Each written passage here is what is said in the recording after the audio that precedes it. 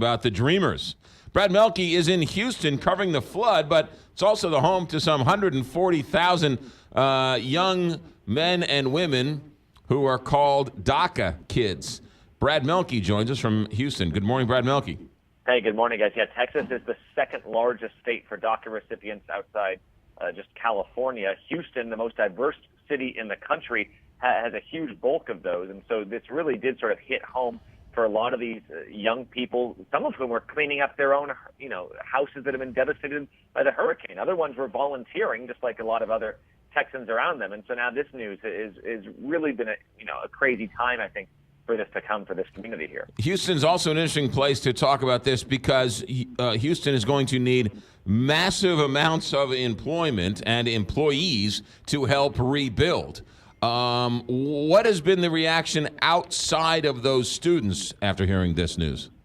Yeah, I mean, you're hearing business leaders really come out against this, both here in Texas and, of course, around the country. I mean, you saw some of these Fortune 500 companies come out yesterday and say this could have a big economic impact. The White House continues to say that, perhaps, that there are Americans, legal, Americans that have been living here, their entire lives, who didn't move here, who could fill those jobs. But Dreamers will tell you that this is not as, they're not sort of ordinary immigrants. And that's correct in that just to apply for this program, you not only have to be vetted for security, you also have to commit to going to college or serving in the military. So these Dreamers will tell you they're highly educated. They are not looking for the jobs that have been, eluding working class people for the last generation or so. No, they're looking for highly skilled, highly paid jobs. They're looking to work at Apple and things like that. So if anything, they're competing with, their peers on college campuses right now. So they reject the idea that they're taking any jobs from these working class Americans. Yeah, well, that's a whole other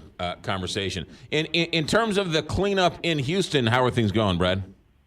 Well, it varies block to block because on some streets you still see, you just go by row after row after row of houses with garbage piled up 4 or 5 feet.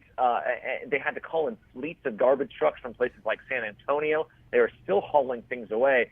It's rather overwhelming in certain areas. However, in other spots, it's glistening at this point. People are, sort of getting back to their normal life.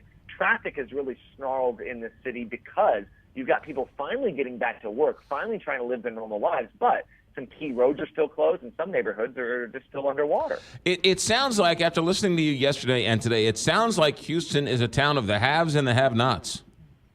Yeah, and the have-nots, people who have really had their homes destroyed right now, of course they're overwhelmed with things, but they also say they have not really been lacking for people that are looking to help them out. It's difficult to go down a street right now and not see a restaurant offering free or discounted things to hurricane victims. There's not having some sort of a fundraiser later this week to drop off supplies. I was in an immigrant community yesterday where people were just bringing shirts and water bottles and things by the truckload. So those efforts continue, but it really is striking to see how clean and ready to go some neighborhoods are and just how far away other neighborhoods will be for weeks. Brad Melke, ABC News correspondent in Houston. Thanks, Brad. Thank you. 6:20.